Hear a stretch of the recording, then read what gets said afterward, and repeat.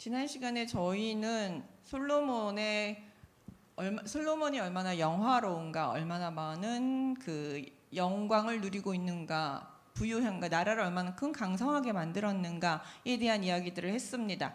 오늘은 그 최정점이라고 할 수 있는 10장이 솔로몬의 영광의 최정점이라고 할 수 있어요.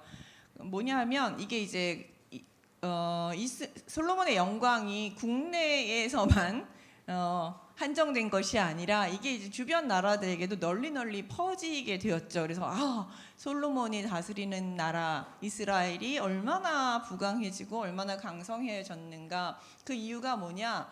솔로몬이라는 왕이 얼마나 그 지혜로운지, 신의 지혜를 가졌다, 신이 주신 지혜를 가졌다, 이런 소문들이 널리 그 주변 나라들에 퍼지게 된 것이죠. 그러니까 솔로몬 나라의 강성함과 부강함이 결국 하나님께서 솔로몬에게 지혜를 주셨기 때문에 그런 지혜를 얻을 수 있었구나 하고 널리 퍼지게 됩니다. 소리가 약간 울리죠. 네. 그래서 그 널리 퍼지게 됐고 왕들이 그런 소문들을 널리 듣게 됩니다. 그래서 보시면은 마지막 부분에 많은 나라들이 그 왕들이 와서 솔로몬의 지혜를 들었더라라고 이제 마지막 부분에 나오긴 하지만 그 대표적인 인물이 누구냐면 스바의 여왕이에요. 그러니까 스바의 여왕은 여기서 그 왕들이 찾아와서 솔로몬의 부와 지혜를 듣고 목도하고 뭐라 그럴까요? 목격하고 돌아간 사람의 가장 대표적인 인물이라고 할 수 있습니다.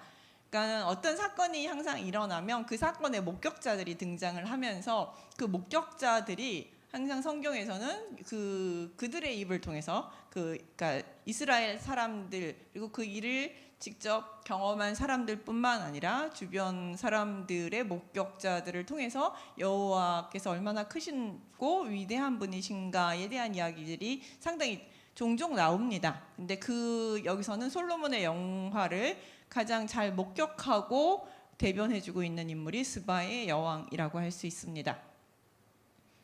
스바의 여왕은 지금으로 따지면 예멘이라고 하는데 당시로 이제 에디오피아 지역의 여왕이라고 합니다.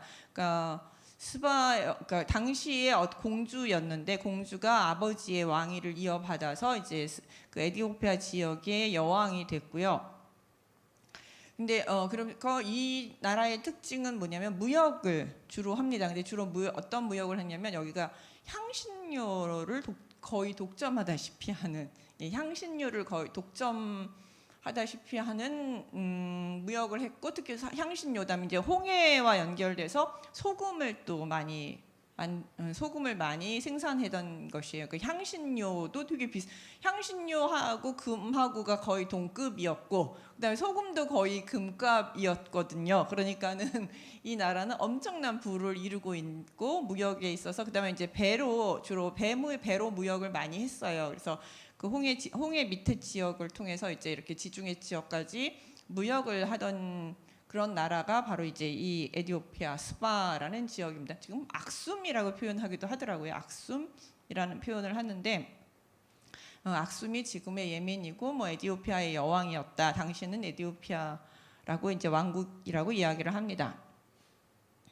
어쨌든 그 주산물이 향품, 그다음에 소금 이런 것들이기 때문에 무역업으로 아주 번성하던 나라 이라고 볼 수 있습니다. 그 나라이기 때문에 이제 소문을 들었죠. 무역업을 하는 나라들은 그 사람들이 많이 왔다 갔다 하다 보니까 이제 주변 나라들의 소문을 많이 듣잖아요. 그 중에서 이제 스바 여왕이 그 얘기를 듣고 정말 그러한가 궁금증이 일어서 여기서 보면은 어려운 문제로 그를 시험하고자 하여라고 얘기했는데 여기서 이제 어려운 문제라는 것은 원문으로 따지면 수수께끼라는 단어예요. 사실 수수께끼라는 단어인데 이 수수께끼라는 단어는 잠언이나 이런 데서 보시면은 그 지혜로운 질문의 하나로 이제 그 수수께끼라는 표현을 씁니다. 그러니까 잠언에서 보면은 비유, 지혜 있는 자의 말, 이런 표현과 함께 비유나 아니면 격언이나 이런 것들과 함께 수수께끼도 하나의 지혜의 장르라고 볼 수 있습니다. 그러니까 여기서 우리가 알고 있는 그런 수수께끼가 아니라 여러 가지 질문들이죠. 세상의 이치나 아니면 뭐 자연 현상이나 삶의 이치나 뭐 이런 것들에 대한 질문들, 그다음에 우리가 알 수 없는 여러 가지 것들. 오늘 재밌는 어저께 무슨 얘기를 듣다가 이제 이게 사실인지 이제 아리스토텔레스의 죽음에 대한 그 썰이 있는데, 그게 뭐냐면 제자가 아리스토텔레스에게 질문을 했대요. 파도는 왜 치나요? 파도가 왜 이렇게 치나요? 라고 질문을 했대요. 그랬다가 아리스토텔레스가 세상에 모르는 게 없는 당시에, 세상에 모르는 게 하나도 없었다는 아리스토텔레스가 갑자기 그 질문을 받으니 갑자기 답이 탁 막혔대요. 지금 우리는 알아요.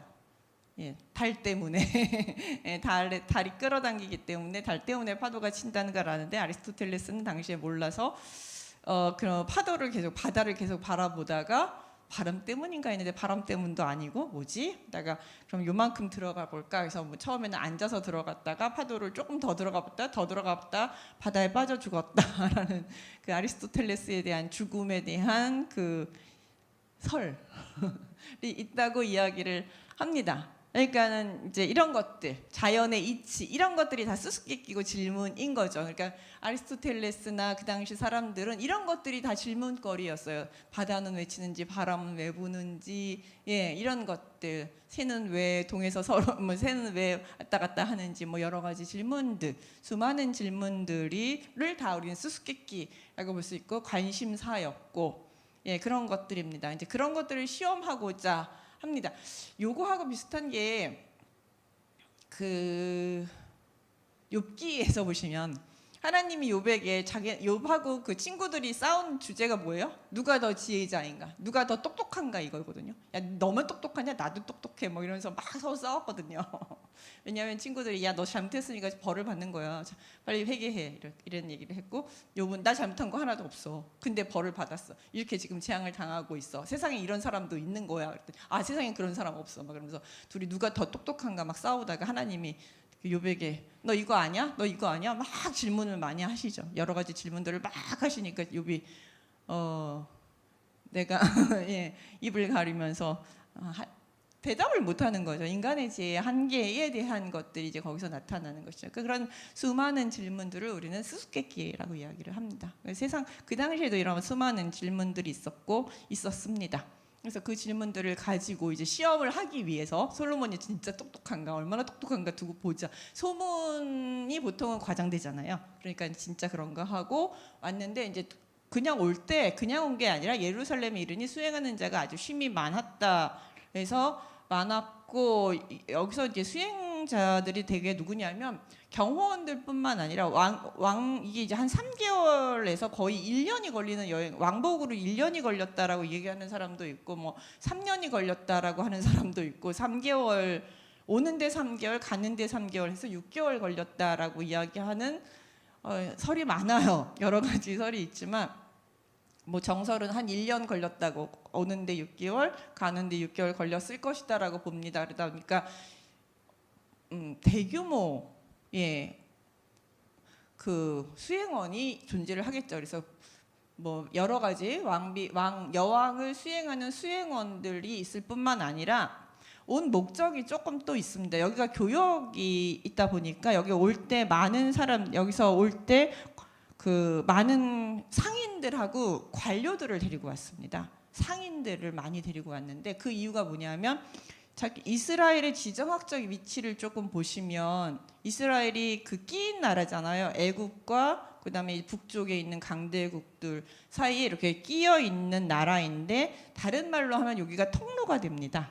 예, 그래서 북쪽에서 남쪽으로 내려서 애굽으로 갈 때 이제 왕의 길이라든지 그다음에 해안길이라든지 이런 오래된 무역 통로들을 가지고 있는데, 요 충지에 있는 나라가 이스라엘입니다. 그러니까 이 이스라엘과 좀 더 뭐라 그럴까요? 좀 친하게 지내면 여기를 거점으로 해서 이 북쪽으로도 무역을 갈 수 있고, 남쪽 애굽으로도 무역을 갈 수 있는 무역의 요충지로 충분히 사용할 수 있는 거점지로 사용할 수 있는 것이 또한 그 이스라엘의 위치이기도 합니다. 이렇게 길목에 있기 때문에 강대국 사이에서 이렇게 힘에 이렇게 눌리는 상황이 될 수도 있지만 또 적절한 힘을 가지고 있을 경우에는 그 힘을 통해서 중개적 위치를 통해서 충분히 많은 이익을 얻고 많이 강성해질 수도 있는 그런 지리적 이점을 가지고 있는 나라이고, 솔로몬 당시에는 강성했기 때문에 그런 지리적 이점을 통해서 중개 무역을 할 수 있는 그런 거점지가 될 수 있습니다. 그러니까 이제 그 향품과 소금들을 팔 때 이 이스라엘과 좀 더 뭐랄까요, 좋은 거래를 하게 되면 무역에 훨씬 도움이 된다 생각해서 정말 많은 상단과 함께 오게 됩니다. 그래서 많은 수행원들을 이끌고 이제 솔로몬에게 온 것이죠. 그러니까 하나는 지혜를 묻는다라는 것이고, 두 번째는 솔로몬과 좋은 협약을 맺기 위해서 온 것입니다. 그리고 예루살렘에 그리고 또한 그 협약을 맺고 서로의 호의를 보여주기 위해서 수많은 향품, 많은 금, 보석을 낙타에 싣고 오게 됩니다. 일설에 의하면 이게 떠나는데 3일이 걸렸다. 뭐 이런 얘기가 있습니다. 그 솔로몬하고 시바 여왕의 그러니까 우리는 이제 지금 성경엔 스바라고 써 있는데 보통 이제 이런 뭐랄까? 검색을 찾을 때는 시바 여왕으로 보통 나와 있습니다. 그래서 솔로몬과 시바 여왕에 대한 이야기는 전설이 많습니다. 이야기가 되게 많아요. 그래서 얼마만큼 많은 것을 가져왔는가 할 때 뭐 출발을 3일을 했다. 뭐 이럴 정도로 많은 물건들을 가지고 솔로몬을 방문했다. 뭐 이런 이야기도 있을 정도로 상당히 많은 것들을 가지고 옵니다. 그리고 솔로몬에 나와서 자기 마음에 있는 것을 다 말하며, 그러니까 궁금한 것들, 자기가 가져온 질문 리스트들, 궁금한 것들, 이런 것들을 전부 다 질문을 했다라는 것이죠.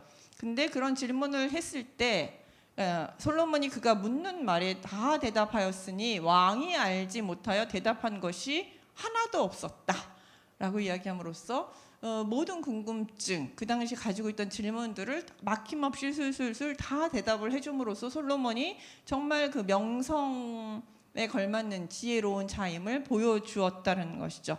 그런 것을 전부 듣고 그 다음에 그 질문뿐만 아니라 스바 여왕이 솔로몬의 모든 지혜와 그의 건축한 왕궁과 그의 상의 식물과 신하들의 이런 자세한 내용들은 사실 성경은 잘 얘기 안 하는데 여기서는 자세하게 설명을 합니다. 신하들의 좌석, 의자들이죠. 의자들, 그다음에 시종들이 시립한 것과 그들의 관복, 술관원과 여호와의 성전에 올라가는 층계를 보고 크게 감동하여, 그러니까 이게 뭐냐면 왕궁에 건설되어 있는 모습, 그다음에 왕궁의 아름다움과 그다음에 건축의 균형미, 조화미, 그다음에 그런 건축 공학적인 어떤 지혜로 최첨단 기술을 사용한 거, 그다음에 이제 이런 얘기들 나온 것은 왕궁이 질서가 있는 거예요. 질서가 있고 품격이 있었다는 것이죠. 딱 지혜롭게 질서를 딱 잡아가서 아주 효율적으로 왕들과 신하가 이렇게 운영이 되고 있었다는 거죠. 왕궁이 운영되고 있었고 왕실이 운영되고 있었고, 그다음에 술관원 같은 경우가 왜 언급이 되냐면 이 사람은 이제 왕에게 충성하면서 왕 옆에서 항상 술을 따라주는 일단 일종의 기미상궁 같은 사람이죠. 가장 높은 왕의 최측근인데 이 사람이 또 법도 있게 잘 왕을 보필하고 지혜롭게 행동하는 모습들. 그러니까 왕이 어떠한지를 보려면 왕의 신하들이 어떠함을 보면 되는데, 그렇죠? 지혜로운 왕, 덕스러운 왕 옆에는 누가 있어요? 지혜로운 신하들과 충성스러운 신하들, 절도 있는 부하들이 있기 마련입니다. 그래서 용장 밑에는 다 용자다라고 얘기할 용사들이 있다라고 얘기할 정도로 그렇게 신하들을 보면 그 왕을 볼 수 있다라고 얘기하는 것입니다. 그렇기 때문에 이제 그 주변 사람들이 어떠한지, 그들의 옷은 어떤지, 옷들이 참 이렇게 단정하고 깔끔하면서도 아름답고 고상하게, 왜냐하면 이런 것들이 전부 당시 기술을 나타내는 거거든요. 즉 옷이 당시 어떤 염색 정도, 바느질 정도, 옷감의 두께, 어떤 옷들을 입었느냐가 부와 지금도 마찬가지죠. 뭐 한 땀 한 땀 예, 어떤 것들을 썼느냐, 어떤 색깔을 썼느냐, 뭐 이런 것들을 가지고 부의 상징을 나타내는 거예요. 부와 지혜를 이런 모습 속에서 다 본 것이죠. 이게 아마 그 당시에 그 왕궁과 그 나라의 지혜를 보는, 부와 지혜를 보는 척도였던 것 같습니다. 그렇기 때문에 여기 이렇게 쭉 나열을 한 것이죠. 성전에 올라가는 층계들을 이렇게 거대하게 층층이 잘 쌓아놓은 것들, 건축술 이런 것들을 보고 크게 감동하였고 하면서 너무 절도 있게, 아름답게, 질서 있게, 규모 있게 잘 되어 있습니다. 저희도 이제 어디를 가든지 보면 그곳이 잘 그럴까요? 잘 운영되고 있는지 아닌지는 딱 보면 아시죠? 그 딱딱 써 있게 딱 돌아가는 걸 보면 여기가 참 지혜롭게, 지도자가 지혜롭게 잘 운영하고 있구나. 아니면 뭔가 무질서하고 어수선하면 여기가 조금 질서가 없고 뭔가가 부족하구나, 이런 것들을 느끼는 것과 마찬가지로 질서와 아름다움이 같이 공존하는 것을 보면서 지혜를 이제 여기가 얼만큼 솔로몬의 지혜로 잘 관리되고 있는, 다스려지고 있는가를 보게 된 것이죠. 그러면서 왕께 말하되 내가 내 나라에서 당신들의 행위와 당신의 지혜에 관하여 들은 소식이 사실이다. 눈으로 보면서 진짜 사실이다. 정말 그러면서 내가 그 말들을 믿지 아니하였더니 이제 와서 친히 본즉 내게 말한 것은 절반도 못 되니 당신의 지혜와 복이 내가 들은 소문보다 더하도다 라고 얘기합니다. 와서 직접 보니 나는 그 소문이 거짓이고 허황되다고 생각을 했고 절반 정도밖에 안 믿었는데, 와서 보니 그 소문은 진짜 상황의 절반밖에 안 된다. 더 크다라고 이야기를 하면서 그러면서 솔로몬의 지혜와 명성에 대해서 아주 크게 인정을 해줍니다. 그것뿐만 아니라 복되도다 당신의 사람들이여, 복되도다 당신의 신하들이여, 항상 당신 앞에서 당신의 지혜를 들음이로다. 당신의 백성들과 당신의 신하들은 당신의 옆에서 이런 늘 지혜로운 말을 듣고 그 지혜를 구할 수 있고 하니 얼마나 복된가. 정말 당신의 나라 사람들, 당신의 신하들은 참 복됩니다 라고 극찬을 해줘요. 나도 이런 좋은 말들, 이런 지혜로운 말들, 문제가 생길 때마다 탁탁 답을 해주는 이런 지혜로운 당신과 같이 있는 것이 참 좋을 것 같다, 부럽다 라고 이야기를 합니다. 그러면서 뭐라고 얘기하냐면 당신의 하나님 여호와를 송축할지라. 여호와께서 당신을 기뻐하사 이스라엘 왕위에 올리셨고 여호와께서 영원히 이스라엘을 사랑하심으로 당신을 세워 왕으로 삼아 정의와 공의를 행하게 하셨도다. 그러니까 이 부분이 사실 스바 여왕의 그 방문과 모든 것의 절정 부분에 해당이 됩니다. 스바 여왕은 솔로몬의 이 영광과 지혜가 전부 솔로몬, 이스라엘의 하나님이신 여호와께서 왔다라는 사실들을 인정합니다. 이거는 두 가지라고 볼 수 있어요. 하나는 솔로몬이 가지고 있는 지혜는 일반적인 인간이 가질 수 있는 지혜의 한계를 넘어간 거의 신적 지혜다라고는 극찬으로 볼 수 있습니다. 그리고 그런 신적 지혜를 주신 이는 가질 수 있었던 이유는 뭐냐? 바로 너희 하나님 여호와께서 너에게 그런 지혜를 주셨기 때문이다라는 거죠. 여호와께서 당신에게 그런 지혜를 주셔서 이렇게 당신이 지혜롭습니다라는 것을 인정했다라는 것이죠. 그리고 그것이 당신이 이렇게 지혜로운 것은 하나님께서 당신이 왕 되는 것을 기뻐하셨다라는 것이죠.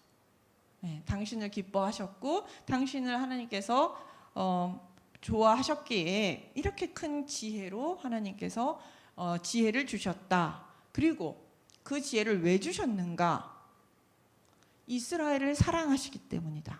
그 지혜의 용도를 단순히 솔로몬의 명성을 높이고 솔로몬 자신이 호의호식하기 위해서 주신 것이 아니라, 그의 권력을 더욱더 강화시키게 주신 것이 아니라 이스라엘을 사랑하여 주셨다라는 것이죠. 즉 왕의 지혜는 누구를 위한 것이냐면 백성들을 위한 것이라는 것이죠.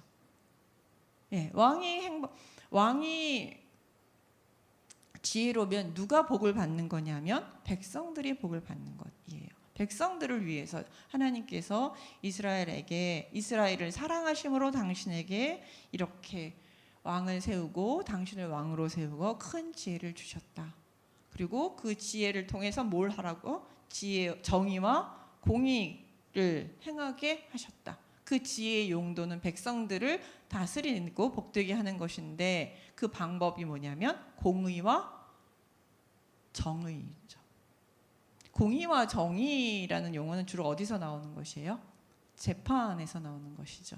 그러니까 이게 뭐하고 연결이 되느냐 하면 즉 솔로몬이 처음에 하나님께 지혜를 구했을 때 이유를 뭐라고 얘기했어요? 나는 어립니다. 이 많은 백성들을 제가 어떻게 다스릴 수 있겠습니까? 제가 재판을 잘할 수 있는 지혜를 주십시오라고 이야기를 했었죠. 그리고 하나님께서 지혜를 주셨어요. 그리고 그 지혜를 주신 것을 보면서 우리가 하나님이 그래서 재판을 잘할 수 있는 지혜를 주셨던 것이죠. 그리고 스바의 여왕은 지금 그 사실을 정확하게 다시 한번 이야기를 하고 있습니다. 이 복된 지혜를 통해서 당신들이 백성을 공의와 정의로 재판하면서 잘 다스리고 있습니다. 하나님께서 그렇게 주셨습니다라고 이야기를 하는 것이죠. 그러니까 지금 솔로몬이 이 스바 여왕의 말을 통해서 스바 여왕은 솔로몬이 하나님의 지혜를 받았다는 것과 그 지혜를 받은 이유가 백성들을 잘 다스리게 하기 위해서임을 다시 한번 천명하고 있는 것이죠.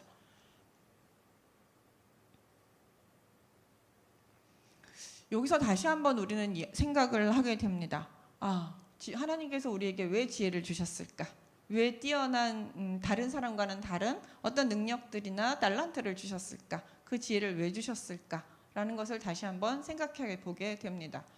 우리들은 이제 다른 사람들 그걸 나를 위해서 나의 영광과 나의 영화를 위해서 사용하기 위해서 주셨다고 생각할 때가 많지만 그래서 나의 능력이니까 내가 잘 먹고 잘 살자고 그 능력을 받았다라고 생각을 하지만 성경이나 그다음에 하나님께서는 그 능력을 주신 이유는 누구를 위해서? 나뿐만 아니라 내 이웃들을 위해서, 내 주변 사람들을 위해서, 내 공동체들을 위해서 나누기 위해서 그런 능력들을 주셨다라는 것이죠. 우리가 왕은 아니지만 솔로몬 같은 왕은 아니지만 내가 받은 작은 지혜, 내가 받은 작은 달란트들이 나만을 위한 것은 아니라는 것이 나에게 주신 선물은 주변 사람들과 나누어 줄 때 그것이 더 풍성해지고 내 주변 사람들이 복을 받을 수 있게 되는 것이 솔로몬의 지혜가 솔로몬을 위한 것이 아니라 이스라엘 백성을 위한 것이듯 나에게 주어진 지혜와 나에게 주어진 달란트와 나에게 주어진 모든 것들이 주변 사람들을 위한 것이라는 것이죠.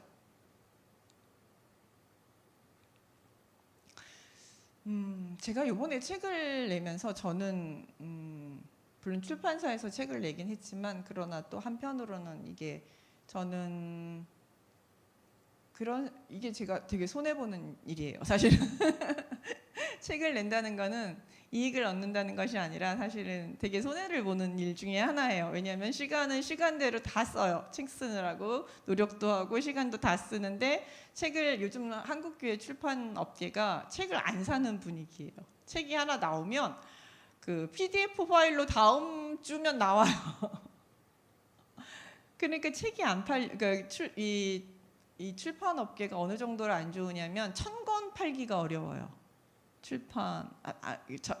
그러니까 학자들이 책을 많이 써야 책을 많이 쓰고 그다음에 이제 많이 연구하고 그래야지만 이제 발전을 할 수 있고 서로 교회도 덕이 되고 교인들도 덕이 되는데 이 출판 업계가 너무 안 좋다 보니까 책이 안 팔리고 하니까 출판사에서도는 어떻게 하냐면 책을 내주는 것만 해도 고마워해라 이런 분위기예요 거의. 예, 그런 분위기이기 때문에 책을 내면 이번에도 저는 이제 제가 어디서 책을 내냐면 저희 여동문회에서 책을 냈거든요. 그래서 저도 제 책을 제가 돈을 버는 게 아니라 그냥 잘 뭐라 그럴까 도움이 되고 싶어서 저희 여동문회에게 도움이 돼서 제가 책을 내면 남은 돈은 그냥 기부하는 걸로 하고, 예, 제가 대신 책도 사주고 제 돈으로 책도 사주고 저작료도 어느 정도 상당히 많은 부분을 기부하고 뭐 이제 이런 식으로 저도 재능 기부를 했어요. 일종의 저희 책 내는 게 일종의 재능 기부처럼 되어버리고 있거든요. 근데 저는 한편으로는 이렇게 이 서점가가 우리 한국교회 신학가가 이렇게 돼서는 안 된다라고 생각을 합니다. 근데 그런 전체적인 시장이나 학자들의 분위기 있어서는 그렇게 하면 안 된다라는 생각을 해요. 사실은 그러면 학자들이 공부하거나 어떤 뭐랄까 공부할 의욕도 안 생기고 책을 낼 어떤 동기들이 부여되지 않고 먹고 살기가 힘들거든요. 이제 학자들이 상당히 먹고 살기 힘든 부분도 있습니다. 그래서 그렇게 돼서 안 된다고 생각을 하지만 제 개인적으로는 이건 저의 개인적인 거예요. 다른 분들은 그렇게 하시면 안 되는데 저 개인적으로는 그게 하나님께서 저에게 주신 달란트이고 제가 그거를 감당할 수 있을 만큼은 되니 하나님 그렇게 감당을 해도 되겠다라고 생각하고 저는 그냥 저의 재능 기부를 했습니다. 같이. 왜냐하면 제가 공부한 것들을 많은 사람들하고 나누는 것이 더 중요하다는 생각을 했어요. 그래서 이제 그렇게 책을 내고 제가 이제 재능 기부처럼 그냥 제가 책을 사서 또 많은 사람들 그냥 보내주기도 하고 이제 그런 일들을 했거든요. 근데 참 감사해요. 제 개인적으로도 저는 진짜 개인적으로 고등학교 때까지 공부하는 거 되게 싫어했거든요. 저희 엄마가 고백하시기를 저희 집의 기적 중에 하나가 박유미가 박사를 딴 거라고. 저 공부하기 저렇게 싫어해서 엄마 속을 썩이던 큰딸이 박사까지 공부했다는 건 거의 저희 엄마 관점에서 보면 기적이었거든요. 사실 제 동생이 공부를 더 잘했어요. 제 동생은 공부를 진짜 잘했거든요. 그런 정도로 제가 공부를 별로 좋아하지 않았는데 하나님께서 길을 인도하시고 공부를 계속 하게 하셨고 또 지금까지 오게 하시고 한 것들이 모두 어떻게 보시면 하나님의 은혜이고 하나님의 인도하심이고 하나님이 제가 뒤늦게 발견한 저의 달란트이기도 했다라는 것을 알고 참 감사하다는 생각을 많이 해요. 그래서 제가 그렇게 노력을 들이고 그냥 제 사비를 다 들여서라도 이렇게 책을 내고 많은 분들에게 이렇게 그냥 보내더라도 그것이 하나님이 주신 나에게 주신 은혜와 달란트에 대한 감사와의 행동이라고 저는 생각을 하거든요. 그렇기 때문에 저는 그것이 전혀 아깝지 않고 참 감사해요. 그리고 또 하나는 이렇게 했을 때 하나님께서 주시는 은혜가 또 있어요. 다른 면으로 한쪽으로 제가 이렇게 풀면 한쪽으로 또 이렇게 살살살 주시는 은혜들이 또 있습니다. 또 은혜 주시고 또 그걸 풀고 하는 그런 것들이 있습니다.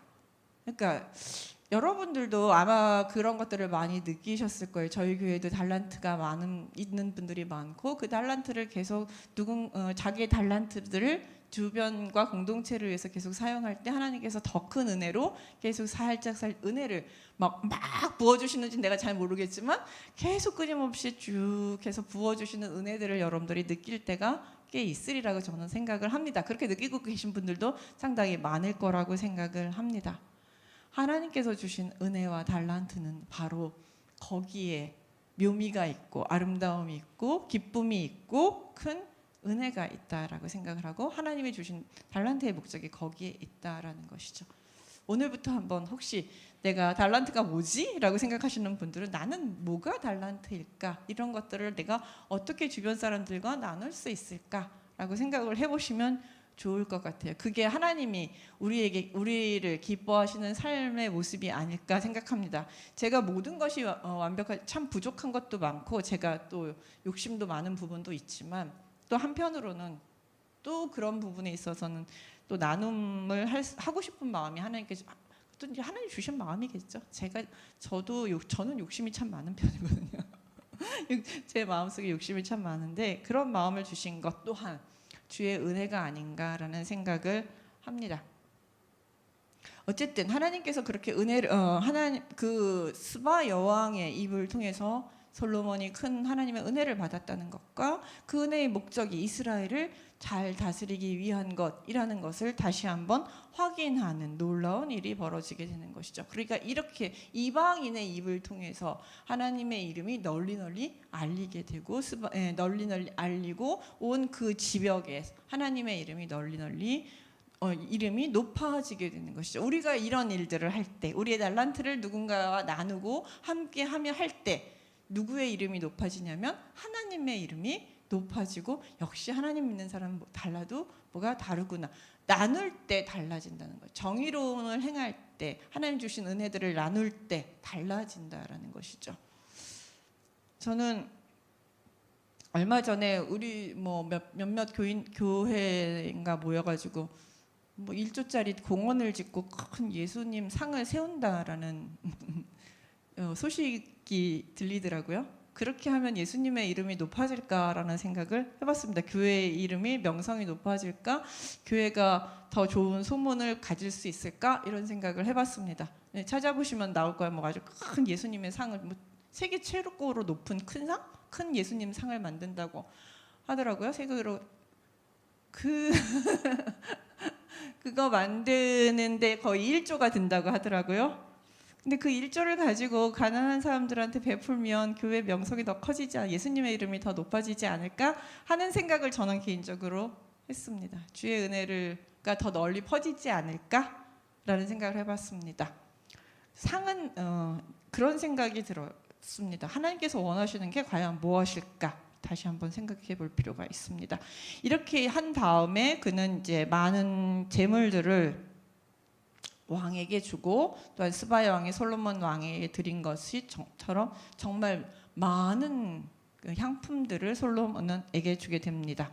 그리고 이제 그 솔로몬 왕도 그 규레데르 스바 여왕에게 물건을 준 것도 엄청나게 많은 양들을 또 이제 주게 됩니다. 이렇게 하면서 교역이 끝나고 스바 여왕은 돌아가게 됩니다. 본국으로 돌아갔죠. 그리고 나머지 부분들은 이제 솔로몬의 재산과 그의 지혜에 대한 이야기들, 앞에서 이야기한 것과 비슷한 부분들이 좀 있습니다. 근데 이제 세금 이야기, 세입금의 무게가 금 666달란트요 했는데, 이게 세입금은 세금이거든요. 솔로몬의 세금이 한 666달란트인데 지금으로 보면 한 20톤 정도 된다고 보시면 됩니다. 세금으로 거둔 금이 20톤 정도 되고, 그 외에 무역이나 이런 나라들에서도 상당히 많은 이익을 얻어서 솔로몬 근데 이제 20톤이라는 세금은 사실 막대한 양의 세금을 걷게 된 것이죠. 예, 그러니까 이게 이제 부의 상징이기도 하지만 한편으로는 백성들이 그만큼 세금을 냈다는 것은 상당히 무거운 세금을 냈다는 것을 또한 뒤집어 이야기할 수 있습니다. 또한 이제 이 솔로몬의 영광을 나타내는 것 상징 중에 하나가 뭐냐면 방패예요. 금으로 만든 방패. 금을 그렇게 많이 얻었기 때문에 금으로 방패를 만드는데, 이 금방패 몇 개를 만드냐 하면은 200개를 만듭니다. 그래서 200개를 만들어서 솔로몬 궁에 쫙 전시를 해놓는, 이거는 이제 들고 나가는 전쟁용이 아니라 전시용입니다. 우리나라 이렇게 부자야 이걸 보여주기 위해서 금방패 200개를 쫙 만들어서 진열을 해놓으면 이제 사신이 쫙 할 때 거길 딱 지나면서 와, 이 나라 진짜 부자다, 이제 이런 것들을 보여주기 위한 의전용으로 금방패 큰 거 200개, 그다음에 작은 것도 한 잔뜩 만들어서 만들어 놓아서 전시를 하고, 그다음에 상하로 이제 솔로몬의 보좌를 만들어서 전설에 의하면 상하궁에 앉으면 거기 위에서 빛이 이렇게 비쳤다는 등 이런 전설이 있을 정도로 휘황찬란하고 아름다운 그 의자를 만들고 6층 위에다 보좌를 올렸어요. 그러니까는 아주 높은 보좌, 이게 위치죠. 높은 자리에서 아래를 이렇게 뚝딱 쳐다보는데 6층 정도의 6계단이 있으니까 이거보다 훨씬 높은 위치에서 이렇게 딱 백성들을 쳐다보는 그런 위치에 있게 만들었습니다. 사자가 12마리가 있고, 그래서 그다음에 솔로몬이 마시는 그릇은 전부 다 금이고, 백성들 그 신하들의 그릇도 다 금 그릇이고, 그래서 우리 이제 잘 알죠. 솔로몬의 재산이 얼마 정도 되냐 하면 그 당시 재산과 지혜가 세상의 그 어느 왕보다 크다라고 하면서 23절. 그래서 근데 이걸 통해서 나온 결과가 뭐냐? 온 세상 사람이 다 하나님께서 솔로몬의 마음에 주신 지혜를 들으며 그 마음에 그의 얼굴 보기를 원하여 그들이 각기 예물을 가지고 왔으니 곧 은그릇, 금그릇, 의복, 갑옷, 향품과 발과 노새라, 말과 노새라 해마다 그리하였더라. 그래서 솔로몬이 하나님께서 주신 지혜를 통해서 솔로몬의 부의 근원이 뭐냐? 라고 했을 때 성경은 계속 얘기합니다. 하나님께서 솔로몬에게 주신 지혜가 그의 부의 근원이었다라고 이야기를 하고 있습니다. 그리고 이제 지난번에 병마성들을 만드는 것처럼 병마성이라든지 그 병거성이라든지 마병성을 만든 것처럼 그 병거와 마병도 이스라엘에 엄청 많아지게 됐죠. 그래서 근데 그 애굽에서 들여온 병거는 한 대의 애굽에서 전부 이 병거와 마병들을 들여오게 됩니다. 그래서 상당히 많은 부를 이루고 나라를 튼튼하게 만들었다. 그래서 나라의 은은 발로 차고 다닐 정도이고 가장 비싼 레바논의 나무도 뽕나무처럼 가장 흔한 나무처럼 여길 정도로 나라가 부유하고 부강하였다라고 최절정의 부유함을 이야기를 하고 있습니다. 참 부유함에 거의 취해 있는 그런 모습들로 엄청난 하나님께서 주신 지혜를 통해서 엄청난 부와 영광을 누리고 있는 모습을 보여주고 있습니다. 근데 이제 여기서 대해서 지금 평가를 안 해요. 좋았느냐 나빴느냐 이게 좋았다 나빴다 얘기를 하지 않는데 11장으로 넘어가면서 이제 이걸 어떻게 평가해야 될지에 대한 이야기를 이제 우리는 바라보게 됩니다. 그러니까 이야기를 단편만 딱 끊어서 보면 부자가 돼서 진짜 좋네 라고 이야기를 할 수가 있지만 그 다음 이야기들을 통해서 솔로몬의 부가 꼭 긍정적인 면은 아니다라는 것들을 또다시 우리는 생각해 보게 됩니다. 이렇게 솔로몬의 하나님께서 주신 지혜로 말미암아 솔로몬은 지혜와 하나님의 약속대로 지혜와 부를 얻게 됩니다. 이렇게 하나님은 우리에게 약속하신 것들을 반드시 지켜주세요. 그러니까 여기에 핵심은 뭐냐 하면 솔로몬의 부가 얼마나 큰가를 왜 이야기를 했느냐. 그건 하나예요. 하나님이 솔로몬에게 약속하신 것들을 하나도 빠짐없이 너무나도 신실하게 지켜주셨다라는 것이죠. 얼마나 부자였느냐가 보다는 지켜주셨다라는 것, 약속을 지켜주시는 하나님을 강조하기 위해서 이렇게 솔로몬의 부를 강조를 한 것이에요. 여러분 하나님이 주신 어떤 약속을 믿고 살아가고 있습니까? 우리가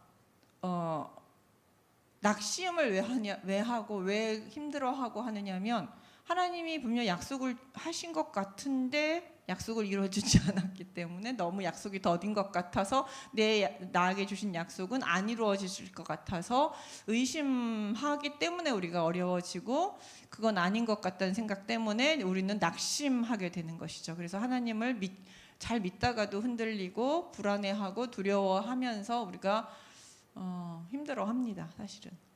근데 오늘 하나님은 우리에게 뭐라고 말씀하시면 내가 약속한 건 반드시 지킨다라고 말씀하고 계십니다.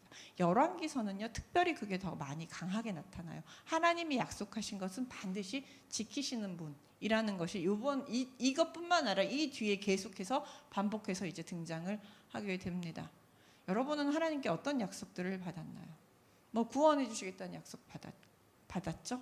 그건 누구나 우리 그리스도인들 하나님을 온전히 섬겼을 때 하나님께서 구원해 주시겠다는 약속, 우리가 기도할 때 하나님께서 우리를 지켜주시고 함께 하시겠다는 약속, 내가 너와 늘 함께 하겠다는 그 약속들, 흔들리는 세상 속에서 불안한 세상 속에서 내가 너의 손을 꼭 붙잡고 가겠다, 두려워하지 말라, 놀라지 말라고 붙잡고 가시는 붙잡겠다고 약속하신 하나님, 내가 사망의 음침한 골짜기를 지날지라도 하나님께서 나를 지켜주실 것이라는 그 다윗의 고백처럼 나도 그런 약속을 하나님께 받았다라는 그 믿음, 그런 것들이